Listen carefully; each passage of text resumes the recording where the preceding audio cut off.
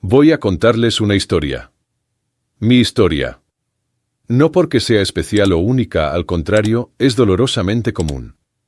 Pero es mía y al contarla, tal vez alguien que esté pasando por lo mismo encuentre el valor que yo tardé demasiado en encontrar. Mi esposa desapareció durante una semana entera sin dar ninguna explicación. Cuando regresó, sonreía como si acabara de volver de unas vacaciones, y me dijo, deberías agradecer que volví. La vi de pie en nuestro salón de Valencia, la luz del atardecer mediterráneo entrando por la ventana, iluminando esa sonrisa arrogante. Respiré profundo con una calma extraña y le dije, me alegro de que lo hayas disfrutado. Porque ahora tendrás todo el tiempo del mundo. Me acerqué al mueble, abrí el cajón, y saqué el sobre negro que había guardado toda la semana, esperando exactamente este momento. Si quieres saber cómo terminó esta historia, quédate hasta el final. Y si te gustan las historias de vida real como esta, suscríbete al canal. Ahora, 6 meses después, puedo ver claramente todos los errores que cometí. Todas las señales que ignoré. Todas las veces que elegí la paz falsa sobre la verdad incómoda. Pero entonces, cuando Carmen regresó, yo todavía no sabía que mi vida estaba a punto de cambiar para siempre. Ese fue mi primer error, pensar que podía seguir viviendo una mentira. Carmen miró el sobre como si fuera veneno. ¿Qué es esto?, preguntó. Su voz ya no tenía esa seguridad arrogante. Ábrelo, respondí. Solo eso. 2 palabras. Tomó el sobre con manos temblorosas. Rompió el sello. Sacó los papeles. La primera era una fotografía. Vi cómo su cara perdía todo el color. Luego vino otro documento y otro. Sus ojos saltaban de una página a la siguiente cada vez más rápido. El color abandonó su rostro por completo. La vi ponerse roja, luego pálida, luego roja otra vez, como un tomate que madura mal. ¿De dónde sacaste esto? Su tono superior había desaparecido, reemplazado por un susurro roto. Me senté en el sillón frente a ella y crucé las piernas. Llevaba mi camisa blanca abotonada, la que ella solía decir que me hacía ver distinguido. Tuviste una semana entera para ti, Carmen. Yo también usé ese tiempo. Hice una pausa. Dejé que el silencio se asentara entre nosotros como un invitado no deseado. Hay decisiones que tomas en un segundo. Otras maduran durante años de silencio, de tragarte las palabras, de fingir que no ves lo que está justo frente a tus ojos. La mía maduró en exactamente 7 días.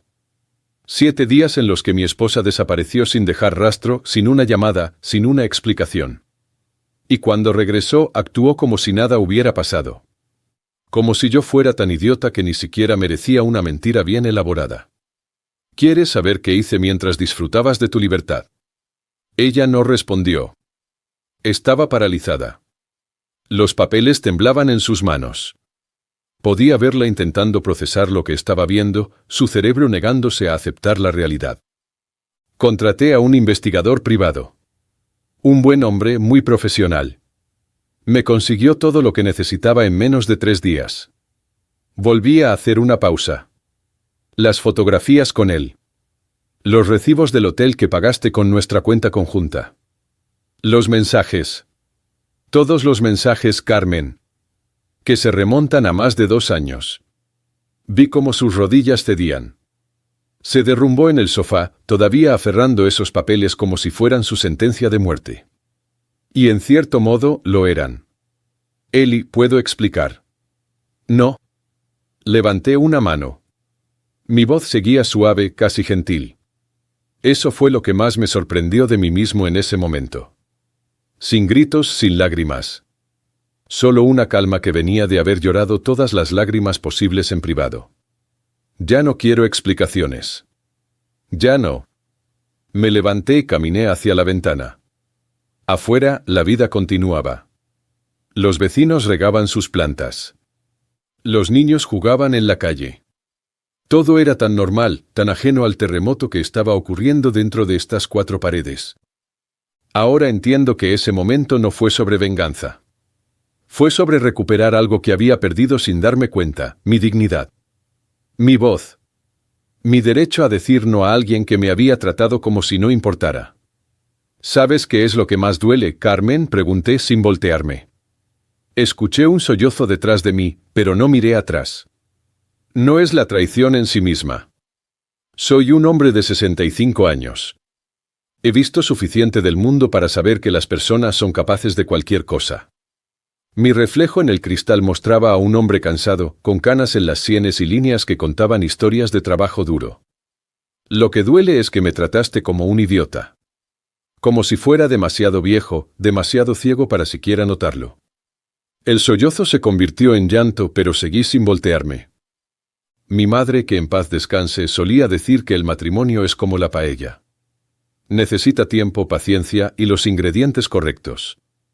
Si falta el amor, todo se quema. Doña Teresa murió hace 5 años. Le gustabas, Carmen. Te consideraba como a una hija. Te dejó su anillo de oro, el que había sido de su madre. ¿Recuerdas? Ese fue mi segundo error, creer que el respeto hacia mi madre significaba algo para ti. 34 años, Carmen. 34 años juntos. Trabajé 12 horas al día durante media vida para darte la casa que querías, los viajes que soñabas, la seguridad que prometí el día que nos casamos. Mi voz se quebró ligeramente, pero me recuperé rápido. Y mientras yo trabajaba, mientras construía nuestro futuro, tú construías otra vida con otro hombre. Con mi dinero. Eli, por favor. Hay más papeles en ese sobre. Finalmente me volví hacia ella. Extractos bancarios que muestran las transferencias que hiciste a su cuenta. 18.000 euros en total. Dinero de nuestros ahorros. Del fondo que íbamos a usar para nuestra jubilación. Dejé que esas palabras se hundieran como piedras en agua profunda. ¿Sabes cuántas horas extras trabajé para reunir esos 18.000 euros? Y hay algo más que nunca te dije. Algo que ahora veo con claridad dolorosa. ¿Recuerdas cuando intentamos tener hijos? 8 años, Carmen. 8 años de esperanza y decepción. 3 intentos de fecundación in vitro. 15.000 euros que gastamos entonces, cuando apenas teníamos ahorros. Cada fracaso fue como una pequeña muerte. Ella lloraba abiertamente ahora, el maquillaje corriendo por sus mejillas en líneas negras. Se veía pequeña, rota. Una parte de mí, la parte que todavía recordaba al hombre que fui, quería acercarme y consolarla. Pero esa parte estaba enterrada bajo capas de dolor y traición. ¿Recuerdas lo que dijiste aquella noche cuando finalmente decidimos dejar de intentarlo? Dijiste, nosotros somos suficiente. Nos tenemos el uno al otro y eso es suficiente. Hice una pausa. Dejé que la ironía de esas palabras flotara en el aire. Resulta que no éramos suficiente. O mejor dicho, yo no era suficiente. Hay documentos legales también. Caminé lentamente hacia la puerta principal. Papeles de divorcio. Ya están preparados. Solo necesitan tu firma. Nuestro abogado, Antonio López, se encargó de todo. El piso se queda a mi nombre como debe ser, ya que lo pagué completamente. Las cuentas conjuntas están cerradas. Tu nombre fue eliminado de todas ellas el martes pasado. No puedes hacer esto, dijo ella. Su voz era apenas un hilo. Ya lo hice. Abrí la puerta. El aire fresco de la tarde entró como una bendición. Tienes hasta el domingo para recoger tus cosas. He contratado un abogado que estará presente durante todo el proceso. Solo puedes llevarte lo que es tuyo. Nada más. Ahora entiendo que ese fue el momento en que dejé de ser víctima y me convertí en arquitecto de mi propia liberación. No fue venganza. Fue justicia. Fue recuperar el control de una vida que había dejado de ser mía sin darme cuenta. Carmen se puso de pie con dificultad. Sus piernas temblaban. Eli, ¿podemos hablar de esto? Fue un error. Puedo cambiar. Podemos ir a terapia de pareja. Terapia de pareja. La pregunta salió como una risa amarga, irreconocible. Carmen, me engañaste durante 2 años. Gastaste nuestros ahorros en otro hombre. Y hace 3 horas entraste a esta casa riendo, diciéndome que debería agradecer que regresaste. Negué con la cabeza. No hay terapia que arregle eso. No hay palabras que deshagan lo que hiciste. Ella dio un paso hacia mí con las manos extendidas suplicando. Por favor, no me dejes así. No tengo a dónde ir. Deberías haberlo pensado antes. Mi voz sonaba más dura ahora. Antes de cada mentira. Antes de cada noche que pasaste en sus brazos. Antes de cada euro que robaste de nuestra cuenta. No es robar. Ese dinero también era mío. Era nuestro, la corregí con calma. Pero decidiste regalárselo a él. Bueno, ahora enfrentas las consecuencias de esa decisión. El silencio que siguió era denso, casi físico. Podía escuchar el reloj en la pared haciendo tic-tac. Tic, tic, tic. Cada segundo era otro clavo en el ataúd de nuestro matrimonio. Hay una cosa más en ese sobre, dije. Una carta. Es para tu familia, con copias de todas las pruebas. Hice una pausa deliberada. Aún no la he enviado. Pero si complicas el divorcio, si intentas quedarte con algo que no te pertenece, esa carta llegará a las manos de tu madre, tus hermanos y todas las personas que conocemos. Pensé en su padre, don Ricardo Ruiz. 85 años, ex guardia civil, un hombre que valoraba el honor por encima de todo. Cuando nos casamos, me dijo, cuida de mi hija, Miguel. Confío en ti. ¿Qué diría ahora si supiera la verdad? Sus ojos se abrieron con puro horror. No te atreverías. Me he atrevido a muchas cosas, Carmen. Me atreví a confiar en ti. Me atreví a amarte incluso cuando dejaste de amarme. Me atreví a trabajar como un esclavo para que no te faltara nada. Di un paso hacia ella. Por primera vez en toda la conversación, dejé que viera algo del dolor que había estado ocultando. No me desafíes ahora. No me provoques a mostrarte de lo que soy capaz cuando me empujan al límite. Ella retrocedió tropezando con el sofá. El sobre negro cayó al suelo. Documentos y fotografías se esparcieron por todas partes. La evidencia de su traición extendida como las piezas de un rompecabezas que nunca volvería a armarse. ¿Eli? Su voz era un último intento desesperado, pero no le quedaban fuerzas. Adiós, Carmen. No había emoción en mi despedida, solo finalidad. 5 días. Domingo a las 18 horas. Quiero tus llaves en la encimera de la cocina. Me volví y caminé hacia la puerta. No miré atrás. Cada paso se sentía pesado, como si cargara años de dolor sobre mis hombros. Pero también había algo más, algo que no esperaba sentir. Libertad. Salí de la casa y cerré la puerta detrás de mí. El sonido del cerrojo al cerrarse fue definitivo, final. Como el punto al final de una oración que había durado demasiado tiempo. Caminé hacia mi coche bajo el sol de la tarde. Las sombras eran largas. El día estaba muriendo. Pero por primera vez en 2 años me sentí vivo. Realmente vivo. Ese fue el día que recuperé mi vida. No con gritos ni violencia, sino con la precisión fría de un hombre que finalmente había tomado el control de su propio destino. 6 meses atrás, mi vida era diferente. Si pudiera volver atrás, ¿qué cambiaría? Todo. Y nada. Porque cada error me trajo hasta aquí, hasta este momento de claridad que solo el dolor puede dar. 6 meses atrás, mi vida era diferente. No perfecta, pero estable, predecible. Y para un hombre de 65 años que ha trabajado toda su vida, la estabilidad es un lujo que no aprecias hasta que se va. Me despertaba cada día a las 6 de la mañana, siempre antes que Carmen. Bajaba a la cocina y preparaba café con leche en la cafetera que compramos en nuestro viaje a Roma hace 10 años. El aroma llenaba la casa. Era mi momento de paz antes de que comenzara el día. Carmen bajaba alrededor de las 7. Yo ya tenía su taza lista con exactamente 2 cucharaditas de azúcar, justo como le gustaba. 34 años de matrimonio te enseñan esos detalles. Los pequeños gestos que construyen una vida compartida. O eso pensaba yo. Buenos días, decía ella, besándome la mejilla antes de sentarse. Su cabello todavía desordenado del sueño, sus ojos aún somnolientos. Esos eran los momentos que yo atesoraba. Los momentos simples. Desayunábamos juntos. Tostadas con tomate, zumo de naranja. Hablábamos de cosas triviales. El tiempo, los vecinos, planes para el fin de semana. Conversaciones superficiales que yo confundía con intimidad. A las 8 me iba a trabajar. He estado en la misma gestoría durante 25 años. No es un trabajo glamuroso, pero paga las facturas. Más que pagarlas, en realidad. Me permitió comprar este piso, ahorrar para la jubilación, darle a Carmen la vida cómoda que siempre quiso.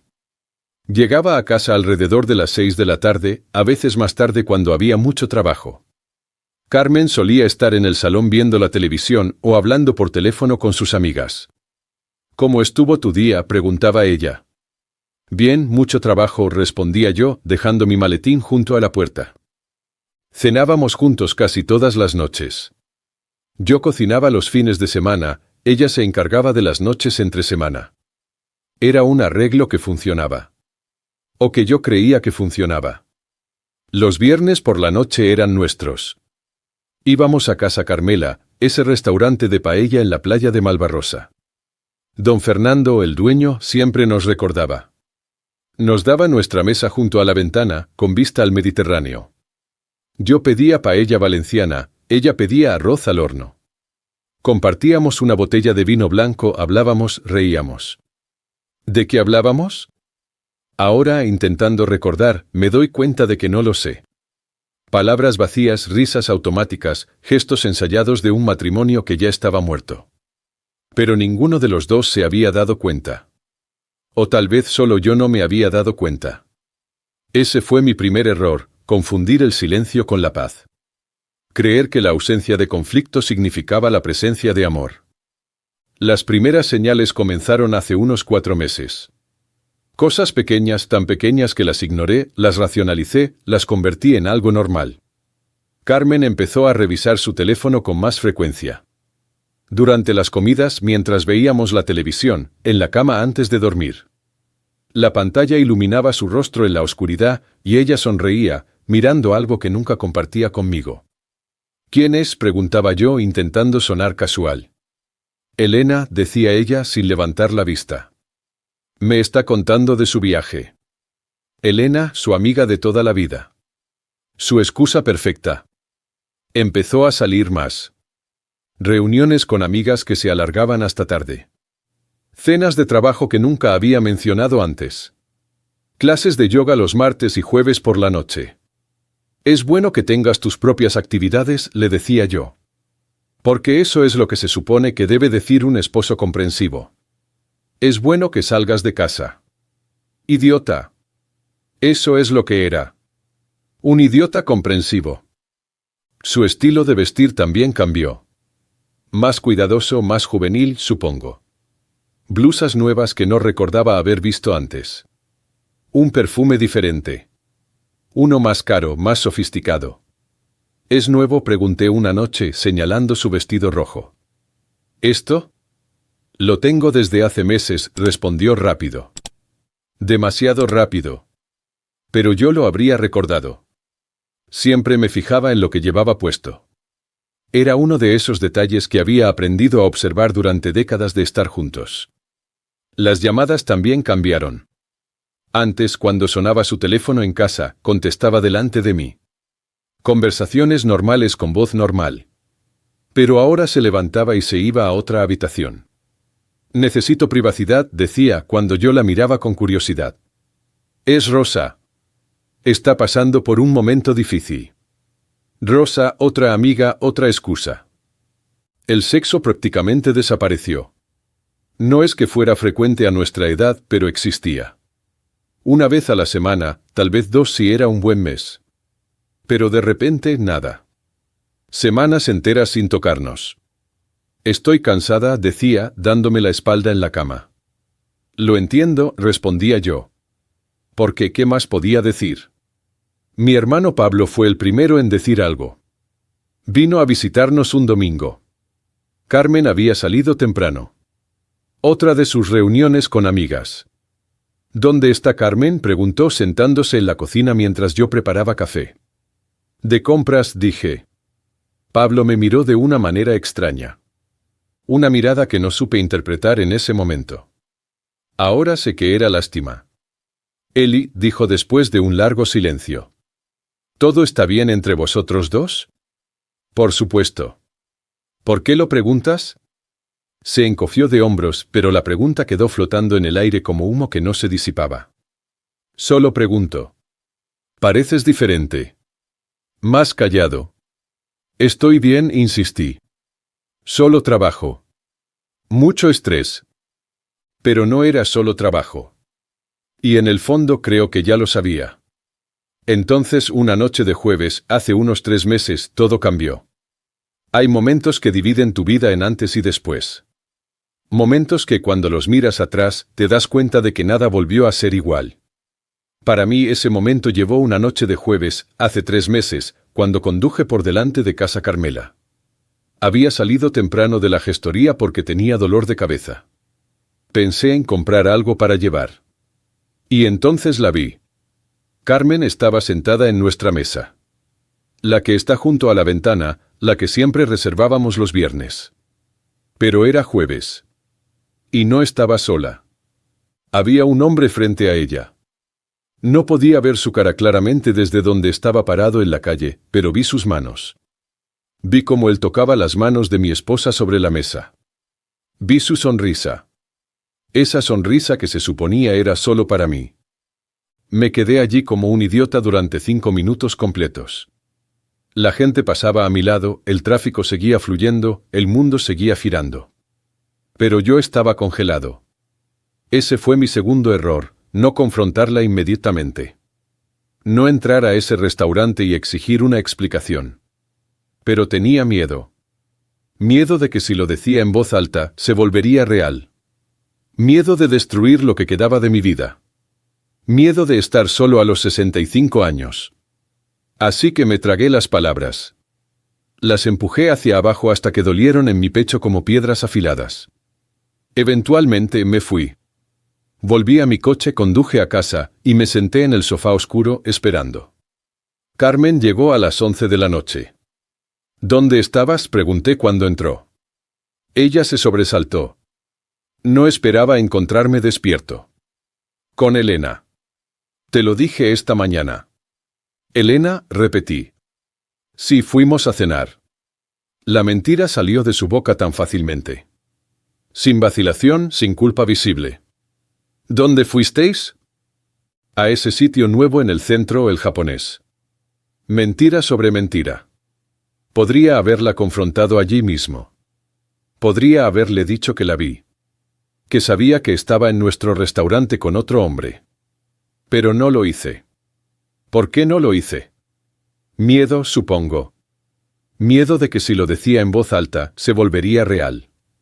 Miedo de destruir lo que quedaba de mi vida. Miedo de estar solo. Pero el miedo, descubrí, es peor que la verdad.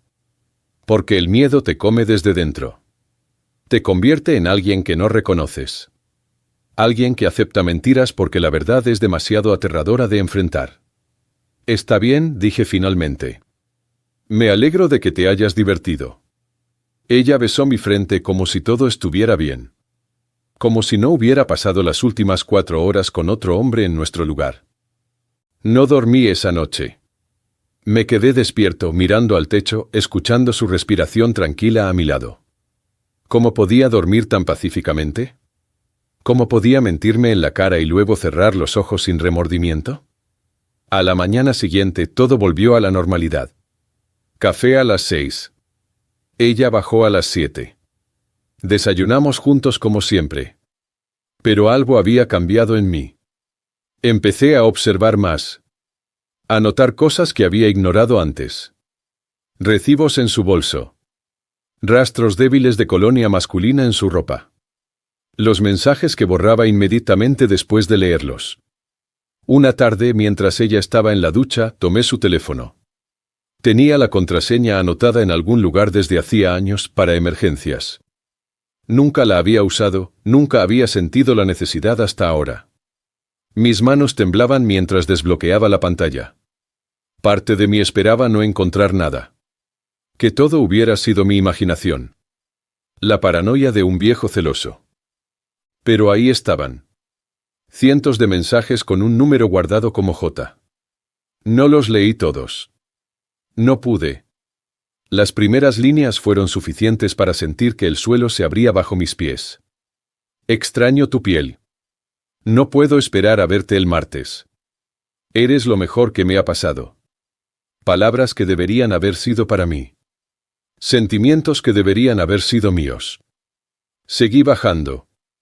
Encontré más. Ojalá pudiera dejarlo, pero es complicado.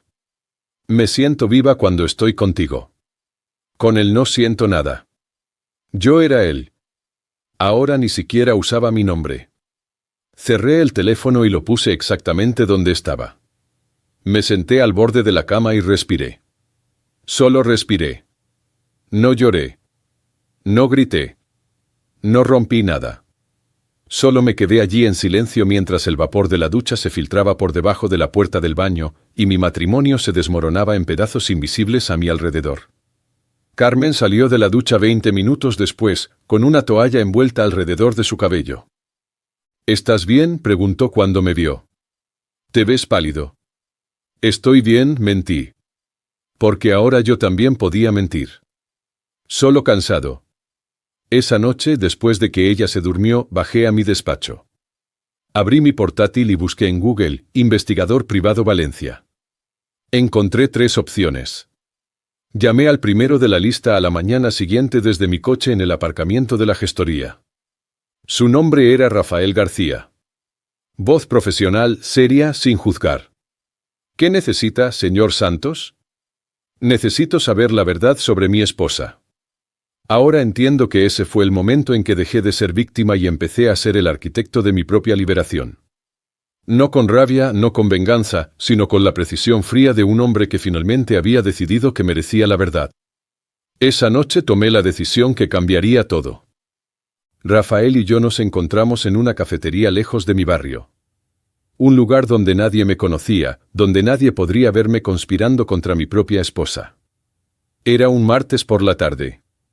Le dije a Carmen que tenía una reunión de trabajo. Otra mentira añadida a la colección que ambos estábamos construyendo. Rafael era un hombre de unos 40 años. Traje gris, mirada directa, libreta en mano. Me estrechó la mano con firmeza y pidió un café solo, sin azúcar. Señor Santos, cuénteme qué está pasando. Y se lo conté todo. Desde los cambios de comportamiento hasta el teléfono. Desde el restaurante hasta los mensajes que había visto. Mi voz se quebró a veces, pero me mantuve firme. No era momento para lágrimas. ¿Tiene alguna idea de quién podría ser? No. Solo sé que está guardado en su teléfono como J. ¿Cuánto tiempo sospecha que lleva esto? Los cambios empezaron hace 4 meses, pero... Me detuve tragando con dificultad. Pero los mensajes que vi parecían sugerir que ha sido más tiempo. Mucho más tiempo. Rafael asintió como si hubiera escuchado esta historia 1000 veces antes. Probablemente así era. Señor Santos, tengo que hacerle una pregunta importante. ¿Está seguro de que quiere saber? Porque una vez que tenga las pruebas, no podrá desconocerlo. No podrá volver atrás. Lo miré a los ojos. Este hombre, este extraño, me estaba dando una última oportunidad para seguir viviendo en la ignorancia. Para seguir fingiendo que mi matrimonio estaba bien. Estoy seguro, dije. No puedo vivir una mentira más. Acordamos el pago. 2.700 euros por adelantado. El resto cuando tuviera resultados. Era caro. Pero, ¿qué precio tiene la verdad? ¿Qué precio tiene recuperar tu dignidad? Los siguientes días fueron los más extraños de mi vida. Seguía yendo a trabajar, seguía volviendo a casa, seguía desayunando con Carmen como si nada estuviera pasando. Pero ahora sabía que alguien la estaba siguiendo, documentando cada movimiento, cada mentira. Me sentía como un actor en mi propia vida. Diciendo las líneas correctas, haciendo los gestos apropiados, pero completamente vacío por dentro. El jueves siguiente, 3 días después de contratar a Rafael, recibí un mensaje de texto. Tengo algo. Puede reunirse mañana. Mi corazón se aceleró tanto. Solo 3 días. Y ya tenía algo. Sí. Mismo lugar, misma hora. No pude dormir esa noche. Me quedé despierto escuchando a Carmen respirar a mi lado, preguntándome qué me mostraría Rafael.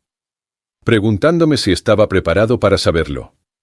El viernes llegó lento como una forma de tortura. Cada hora en la gestoría se sentía como una eternidad. Llegué a la cafetería 15 minutos antes. Pedí un café que no bebí. Solo lo sostuve en mis manos, dejando que el calor calentara mis palmas. Rafael llegó puntual, llevando una carpeta marrón bajo el brazo. Se sentó frente a mí sin preámbulos. Señor Santos, encontré algo.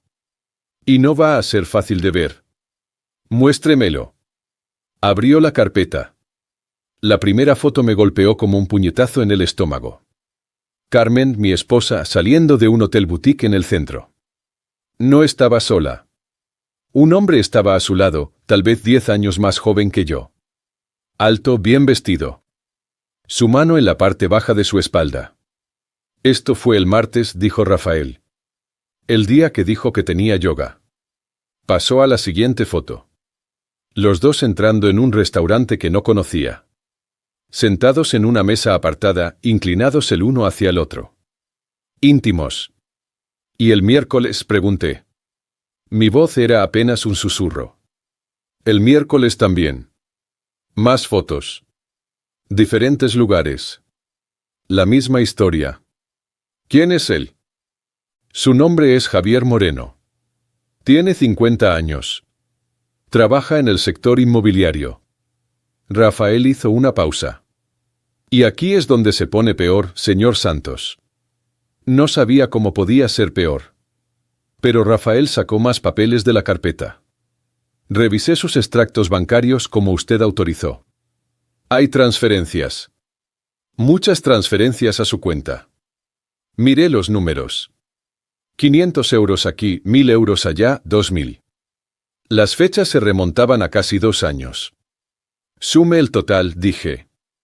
Aunque no quería saber. 18.000 euros en los últimos 24 meses.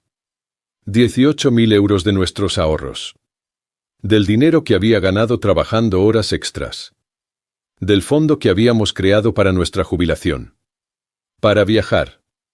Para disfrutar nuestros últimos años juntos. Y ella se lo había dado a él. Hay algo más que debes saber, continuó Rafael. Javier Moreno está casado. Tiene una esposa, Marta, y 2 hijas. De 20 y 17 años. Sentí una extraña mezcla de emociones. Él la engañaba a ella mientras ella me engañaba a mí. Una cadena de mentiras. Una cadena de dolor que se extendía más allá de nosotros dos, tocando a personas inocentes que ni siquiera sabían que existían en esta historia. ¿Hay más? Mensajes. Conseguí algunos. Rafael sacó más papeles. Impresiones de conversaciones. No todas, pero suficientes para entender la situación. Las leí. Cada palabra era un clavo en mi corazón. Eres el mejor amante que he tenido. Ojalá pudiera dejarlo, pero es complicado. Me siento viva cuando estoy contigo. Con él no siento nada. Pero había más. Cosas que ella había dicho sobre mí. Es tan aburrido. Solo piensa en trabajar y ahorrar. No tiene pasión. Aburrido. Esa era la palabra que usaba para describir al hombre que trabajaba 12 horas al día para que ella viviera cómodamente. Sin pasión. Esa era su evaluación del hombre que había sacrificado todo por ella. También hay esto, dijo Rafael, sacando otro extracto. 8.000 euros gastados en una clínica de estética. Botox, rellenos faciales, tratamientos láser. Me dijo que eran tratamientos dermatológicos recomendados por su médico, murmuré. Lo siento, señor Santos. El hotel donde se encuentran, ella lo paga con una tarjeta a su nombre. Pero está vinculada a su cuenta conjunta. 180 euros cada vez. 2 veces por semana en promedio durante 2 años. Hice el cálculo en mi cabeza. Más de 36.000 euros en total entre las transferencias, los hoteles y la cirugía. 36.000 euros para su traición. Miré fijamente las fotos sin verlas realmente. Mi mente estaba en blanco. O tal vez demasiado llena. No podía distinguir la diferencia. ¿Qué quiere hacer ahora? ¿Puede conseguirme copias de todo esto? Ya lo hice. Está todo aquí. También incluye una memoria USB con copias digitales y un informe detallado con fechas, lugares, cantidades. Todo lo que necesitará para un proceso de divorcio. Un consejo, señor Santos, dijo mientras guardaba el cheque. No la confronte todavía. No con ira. Encuentre primero un abogado. Proteja sus activos, sus cuentas. Asegúrese de que no pueda llevarse más de lo que ya ha tomado. ¿Conoce un buen abogado? Rafael sacó una tarjeta de su billetera. Este hombre es excelente. Dígale que yo lo referí. Tomé la tarjeta. Antonio López. Abogado de derecho de familia. Una cosa más. He visto muchos casos como este, y siempre les digo lo mismo a mis clientes. La venganza no te traerá paz, pero la justicia sí. Haz esto legal y correctamente, y saldrás con tu dignidad intacta. Después de que Rafael se fuera, me quedé sentado en esa cafetería durante otra hora. La carpeta estaba frente a mí. 52 fotos, 23 páginas de extractos bancarios, 14 páginas de mensajes impresos. La evidencia de que mi matrimonio era una mentira. Finalmente me obligué a levantarme. Puse la carpeta en mi maletín. Caminé a mi coche, me senté en el asiento del conductor y cerré los ojos. Entonces y solo entonces permití que las lágrimas vinieran. Lloré por el hombre que fui. Por el matrimonio que creí tener. Por los 34 años que ahora parecían una broma cruel. Lloré hasta que no quedó nada por llorar. Luego me sequé la cara, encendí el motor y conduje a casa. El lunes por la mañana llamé al abogado Antonio López. La libertad, descubrí, no llega con un van. Llega con un suspiro. Con el silencio después de la tormenta. Con la capacidad de respirar sin que duela. El nombre en la tarjeta que Rafael me había dado era Antonio López. Su secretaria, Lucía, me dio una cita para ese mismo día a las 4 de la tarde. Cuando llegué a su despacho en la calle Colón, ella me saludó con una sonrisa profesional pero cálida. El señor López le está esperando. Antonio era más joven de lo que esperaba. Tal vez 45 años. Cabello oscuro con algunas canas, traje impecable. Me saludó con un apretón de manos firme. Coloqué la carpeta sobre su escritorio. Mi esposa me ha estado engañando durante al menos 2 años. Ha transferido 18.000 euros a su amante y gastado otros 18.000 en hoteles y tratamientos estéticos. Todo sin mi conocimiento. Antonio revisó la carpeta. Su expresión no cambió, pero vi sus ojos moverse rápidamente de una página a la siguiente. ¿Cuánto tiempo llevan casados? 34 años. Señor Santos, voy a ser honesto con usted. Este caso es relativamente sencillo desde el punto de vista legal. Tiene pruebas sólidas de infidelidad y mal uso de fondos. El piso está a su nombre. Ella no trabaja y no ha contribuido financieramente en 15 años. ¿Qué es lo que quiere? Quiero el divorcio. Quiero que salga de mi casa. Y quiero que no se lleve nada que no le pertenezca. ¿Venganza? No. Justicia. Quiero recuperar mi vida, mi paz, mi dignidad. Entonces esto es lo que haremos. Primero, cerraremos las cuentas conjuntas inmediatamente. Ella ya tomó 36.000 euros. No dejé que tome más. Esa misma tarde fui al banco. Al CaixaBank en Gran Vía. El gerente, que me conocía desde hacía años, procesó todo sin hacer preguntas. Cuando terminé, todo el dinero que quedaba estaba en cuentas nuevas. Solo a mi nombre. Carmen ya no podía tocar ni un euro sin mi autorización. Esa semana, mientras Carmen desaparecía, yo preparaba mi respuesta.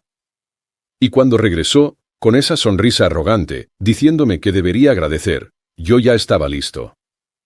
3 meses después, un martes por la mañana, recibí una llamada de Antonio. El divorcio es oficial. Ha sido firmado por el juez.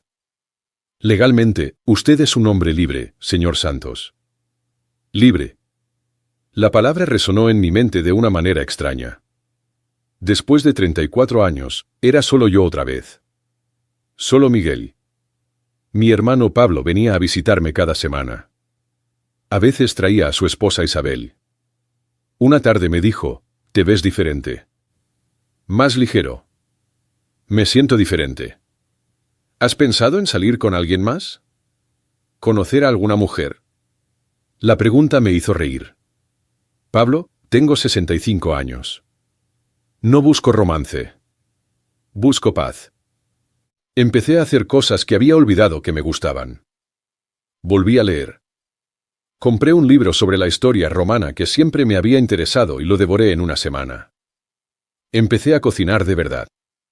No solo calentar comida o hacer cosas básicas, sino experimentar con recetas nuevas. Un sábado hice oso buco que resultó mejor de lo esperado. Me senté solo a comerlo y disfruté cada bocado sin tener que escuchar quejas de que tenía demasiado ajo o muy poca sal. Descubrí que estar solo no es lo mismo que estar solitario. Una tarde de jueves, 2 meses después del divorcio oficial, estaba en el Mercadona cuando la vi. Carmen estaba en el pasillo de los cereales. Se veía más delgada de lo que recordaba. Su cabello estaba arreglado. Llevaba ropa sencilla. Nada como los conjuntos caros que solía usar. Nuestros ojos se encontraron por un segundo. Vi su cara cambiar. La vi considerar acercarse.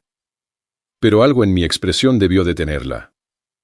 Apartó la mirada y rápidamente se movió por otro pasillo. No sentí nada. Ni ira, ni tristeza, ni satisfacción al verla así. Solo nada. Y esa nada era liberadora. Porque significaba que ella había dejado de importar. Que ya no ocupaba espacio en mi corazón ni en mi mente. Era simplemente alguien que solía conocer. Al salir del supermercado, me crucé con la señora Martínez, mi vecina del segundo piso. «Lo siento, Miguel», dijo en voz baja. Y siguió caminando. No necesitaba decir más. Todo el edificio sabía. Una mañana de sábado, 6 meses después de ese domingo cuando todo cambió, me desperté temprano. El sol apenas estaba saliendo, pintando el cielo de Valencia en tonos dorados. Preparé mi café con leche en la cafetera Cuisinar. El aroma llenaba la cocina como siempre había hecho. Pero ahora era solo para mí. Y eso estaba bien. Me senté en el balcón con mi taza caliente en las manos. Los pájaros comenzaban su canto matutino. El aire fresco de la mañana rozaba mi cara. Pensé en el hombre que había sido. El que se despertaba cada día para preparar café para una mujer que lo estaba traicionando. El que trabajaba horas extras para mantener una vida cómoda que ella usaba para financiar su infidelidad. El que sonreía y asentía mientras su matrimonio se desmoronaba en secreto. Ese hombre ya no existía. En su lugar había alguien nuevo. O tal vez alguien viejo que había sido redescubierto. Un hombre que conocía su valor. Que entendía que la lealtad no era debilidad y que la confianza traicionada no era su culpa. Había aprendido que el verdadero poder no está en vengarse de quien te hirió. Está en sanar lo suficiente para que esa persona ya no tenga poder sobre ti. Está en levantarse cada mañana y elegir tu propia paz sobre su caos. Desde el balcón vi a una pareja mayor caminando de la mano por la calle. Sonreí. No con tristeza, sino con esperanza. Tal vez algún día. O tal vez no. Pero ahora estaba completo con o sin alguien más. Aprendí que nunca es demasiado tarde para empezar de nuevo. Que a veces las cosas más valiosas que perdemos en la vida no son las que queríamos conservar. Que a veces perder es la única forma de ganar. Y yo había ganado. Había recuperado mi vida. Y descubrí que eso valía más que cualquier matrimonio construido sobre mentiras. Entré de nuevo en la casa. Mi casa. Y cerré suavemente la puerta detrás de mí. Y eso, pensé, es suficiente. Más que suficiente. ¿Te gustó mi historia? Si llegaste hasta el final, deja un 1 en los comentarios. Si la disfrutaste, puedes apoyarme dando like al vídeo y enviando una pequeña propina. Tengo muchas otras historias de vida como esta en mi canal. Así que asegúrate de suscribirte y revisarlas. He añadido 2 nuevas historias en pantalla que a todos les encantan. Gracias por estar aquí. Nos vemos en la próxima. Con mucho cariño.